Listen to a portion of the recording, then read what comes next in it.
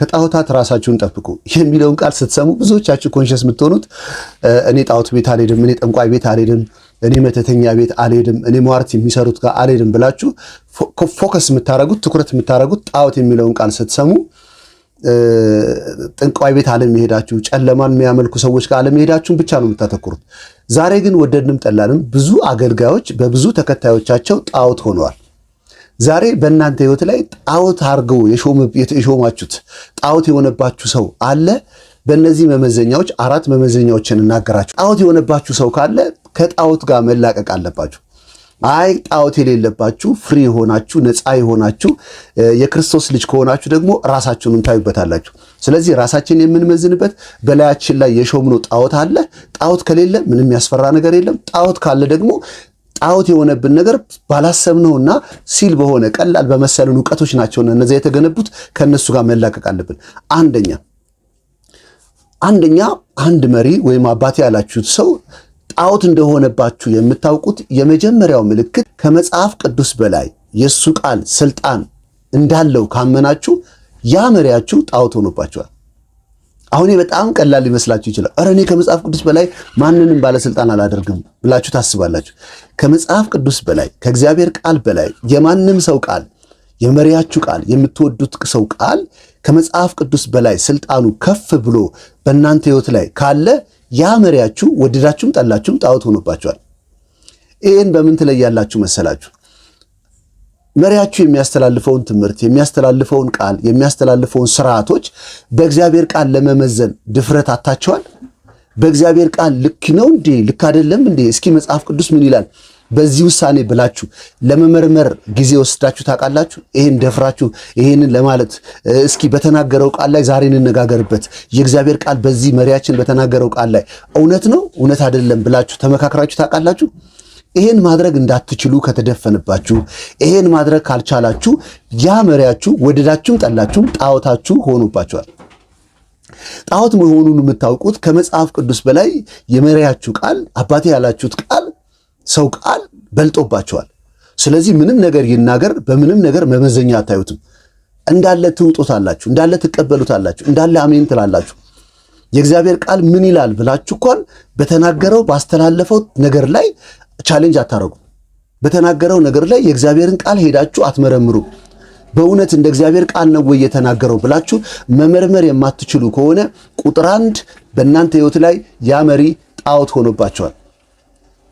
ሁለተኛ ጣዖት የሆኑ መሪዎች በሚከተሏቸው ሰዎች ወደ ጣዖት ስታንዳርድ የደረሱ መሪዎችን ከነሱ ውጪ እግዚአብሔር ጸሎቴን አይሰማም ብለው እንድታምኑ ከተደረገ እኔ ጸልይላችኋለሁ፣ እኔ ባረካችኋለሁ፣ ያለኔ እግዚአብሔር አይሰማችሁም፣ በእኔ በኩል ነው የሚሰማው የሚል ቃል በቃል እኮ እንደዚህ አይነግሯችሁ።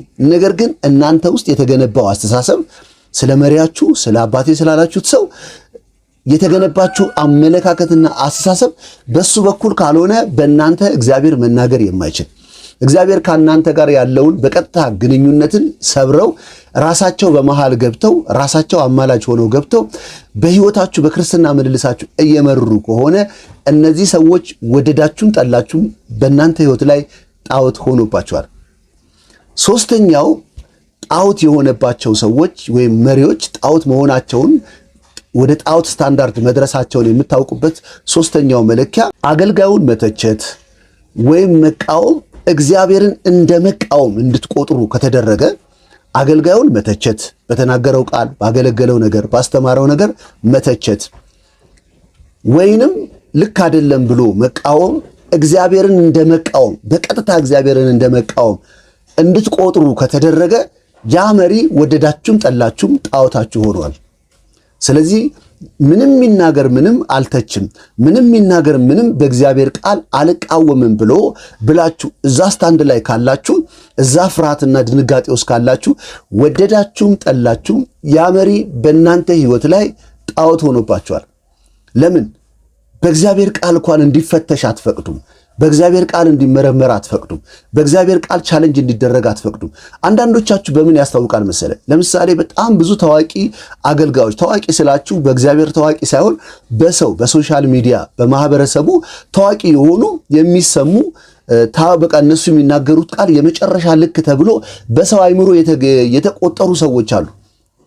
እነዛ ሰዎች ከእግዚአብሔር ሐሳብ ውጪ ከእግዚአብሔር መንገድ ውጪ በክርስቶስ ከተሰራው የመስቀል ሥራ ውጪ ብዙ ነገሮችን ያደርጋሉ፣ ብዙ ነገሮችን ይናገራሉ። እነሱን የሚቃወም እነሱን የሚቃረን የመጽሐፍ ቅዱስ ሐሳብ ይዞ መጥቶ አንድ ሰው መቃረን ሲጀምር ደውላችሁ የምታስፈራሩ ሰዎች እሱን እንዳትናገር እሱን ከተናገርክ እኔ ያጠፋለሁ ብላችሁ የምትሉ ሰዎች ያ መሪያችሁ የምትጋደሉለት ጣላልሃለሁ ጋደልልሃለሁ ብላችሁ የምትፎካከሩለት ያ መሪያችሁ በእናንተ ነፍስ ላይ በእናንተ ማንነት ላይ ጣዖት ሆኖባችኋል። ጣዖት የሆነባችሁ ሰው እሱ እንዲነካ አትፈልጉም። ማንም ሰው ጣዖቱ እንዲነካ አይፈልግም። ጣዖቱ የተሰወረ ማንነት ነው። መሪው የሚጠቀምበት ሌሎችን ባሪያ አድርጎ የያዘበት ስፒሪቹዋል ፓወር ነው እና ይህንን ማንም እንዲነካበት ስለማትፈልጉ እናንተም የራሳችሁ ጣዖት የሆነባችሁ ሰው ሲነካባችሁ ወዲያውኑ ሪያክት ታደርጋላችሁ። በእርግጥ ይሄ ሰው የተናገረው ከእግዚአብሔር ቃል አንጻር እውነት ነው ውሸት ነው ብላችሁ ለመመርመር እንኳን ጊዜ እስከማትሰጡ ድረስ ወዲያውኑ አግሬሲቭሊ ትናደዳላችሁ፣ ትጣላላችሁ። የእግዚአብሔርን ቃል ጠቅሶ መሪያችሁን የተናገረውን ሰው አጠፋለሁ፣ እገልሃለሁ፣ ከዚህ በኋላ የጫንከውን አውርድ እያላችሁ መሪያችሁ እንዳይነካባችሁ የምትጋደሉ ሰዎች አስቀድሜ ነው የምነግራችሁ። ምክንያቱም አሁን ብዙ ሶሻል ሚዲያ ላይ የተነገሩ ከወንጌል እውነት ውጪ የሆኑ ነገሮችን አሁን ልናፈርሳቸው እንሰራለን፣ ልንቃወማቸው እንሰራለን እና ተነስታችሁ የደወላችሁ እገልሃለሁ፣ አጠፋለሁ፣ አሁን አውርደው እያላችሁ የምትቃወሙ ሰዎች እነዛ ሰዎች በእናንተ ሕይወት ላይ አስቀድሜ ነው የምነግራችሁ ጣዖት ሆኖባቸዋል።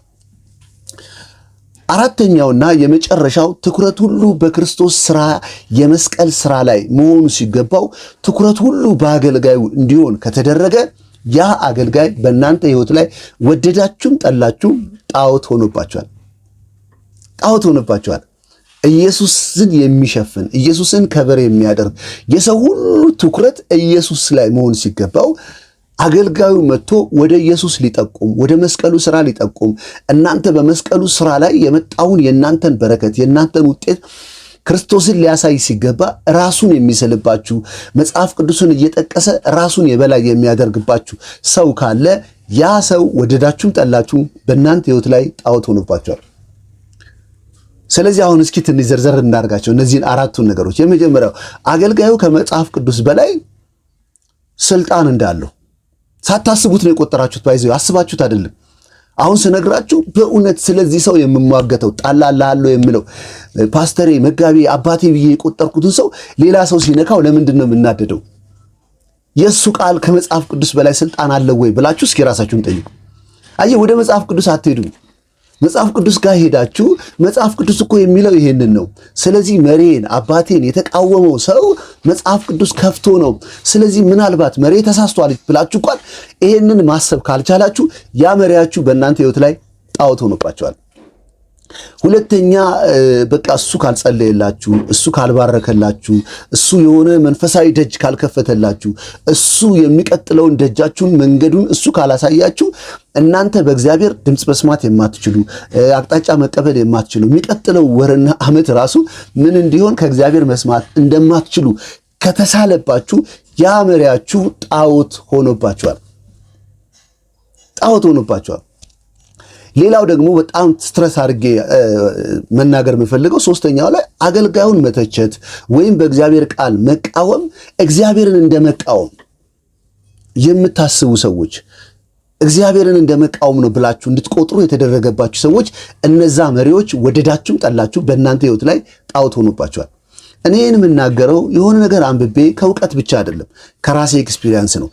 እግዚአብሔር የጠራቸው እግዚአብሔር የላካቸው ለጄኔሬሽን የላካቸው ሰዎች ናቸው ብዬ 100% በእነሱ በኩል እግዚአብሔርን ለማግኘት በእነሱ በኩል የእግዚአብሔርን እውነት ለመስማት ራሴን ሰጥቼ ለብዙ ዘመን ያየዋቸውና መጨረሻ ግን ዓላማቸው ወደ እግዚአብሔር እውነት እኛን ማምጣት ሳይሆን የራሳቸውን ፕሮጀክት፣ የራሳቸውን እቅድ፣ የራሳቸውን ዓላማ፣ የራሳቸውን ኢጎ ከመገንባት ውጪ ለሕዝቡ ርኅራኄ የሌላቸው ለሕዝቡ ሐዘኔታ የሌላቸው ወደ ክርስቶስ መልክ ለማምጣት ሳይሆን የእነሱን ፕሮጀክት ለመፈጸም መጽሐፍ ቅዱሳዊ ጥቅሶችን እያመጡ እያጋጩ እንትና ሙሴን ሲቃወም መሬት ተሰንጥቃ ዋጠችው ይሉና ቀጥሎ አንተ ይሉና እኔን ስትቃወም ይሏል። ራሳቸውን ሙሴ ጋር ያደርጋሉ። አንተን ደግሞ የተቃረኑት ሰው ጋር ያደርጉና ያስፈራሩሃል። እንደዚህ አይነት ሰዎች ብዙ ጊዜ ብሉይ ኪዳን ውስጥ ያሉ የመጽሐፍ ቅዱስ ታሪኮችን ያመጡና ያንን ሰው ራሳቸው ያደርጋሉ። መሪውን ራሳቸው ዳዊት ቦታ ላይ ራሳቸውን ያደርጋሉ። ሙሴ ቦታ ላይ ራሳቸውን ያደርጋሉ። ኤልያስ ቦታ ላይ ራሳቸውን ያደርጉና አንተን ደግሞ ህዝቡ ጋር ያደርጉሃል፣ ወይም ሲቃወሙ የነበረ ሰው ጋር ያደርጉና እንድትፈራ ያደርጉሃል። ስለዚህ አንተ ልክ ሙሴን ሲቃወሙ የሆነባቸውን አይተሃል ይሉና አንተም ዛሬ እኔን ስትቃወም ይሉሃል። አንተም ዛሬ እኔን አጌነስ ስታደርግ ይሉና ራሳቸውን በሙሴ በኩል አንተን ደግሞ መሬት ተሰንጥቆ እንደዋጣቸው ሰዎች ያደርጉና ያስቀምጡና አየህ በክርስቶስ የሆንከውን ስልጣንን ይሽራሉ። አንተ እኮ በሰማያዊ ስፍራ በአብ ቀኝ የተቀመጥክ ነህ። አንተ እኮ የእግዚአብሔር ጽድቅ ነህ። አንተ እኮ የእግዚአብሔር ልጅ ነህ። አየህ ከጠፉ ሰዎች ጋር ያስቀምጡና ያስፈራሩሃል። ሳታስበው አንድ ነገር ይገነባብሃል። በቃ ምንም ከመቀበል ውጪ ህይወቴን መጉዳት አልፈልግም፣ ፍጻሜን ማበላሸት አልፈልግም ብላችሁ ፈሪዎች እንድትሆኑ ያደርጋቸዋል። እነዛ ሰዎች ወደዳችሁም ጠላችሁም ጣዖት ሆኖባቸዋል።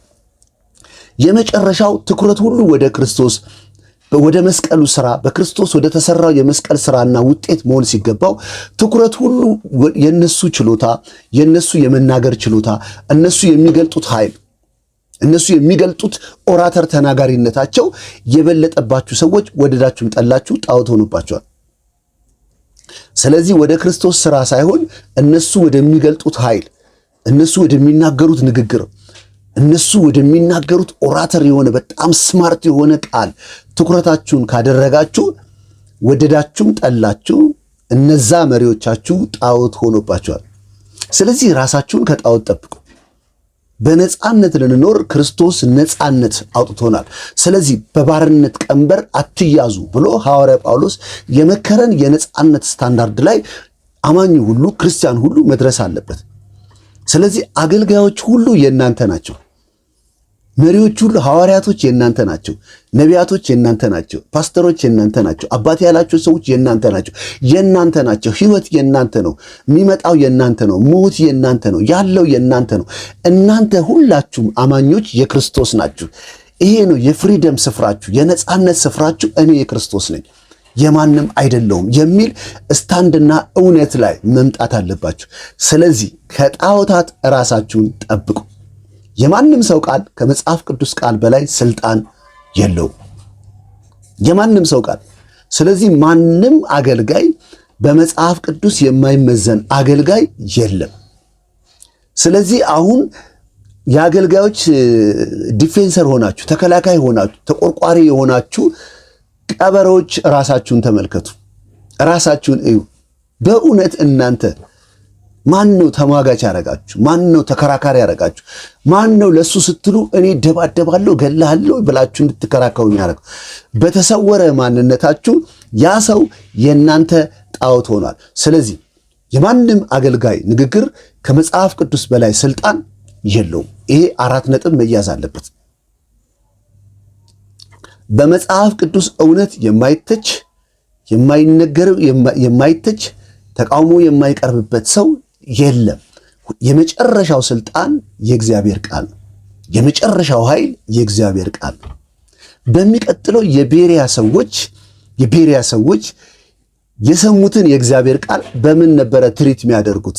ከማንም የሚስሙት እንዴት ነበረ የሚቀበሉት የሚለውን የእግዚአብሔር ቃል እውነት ከጣዖታት ራሳችሁን ጠብቁ በሚለው ርዕስ በሚቀጥለው አገለግላችኋለሁ። በጣም ወዳችኋለሁ። ፓስተር ይስሐቅ ተባረኩ።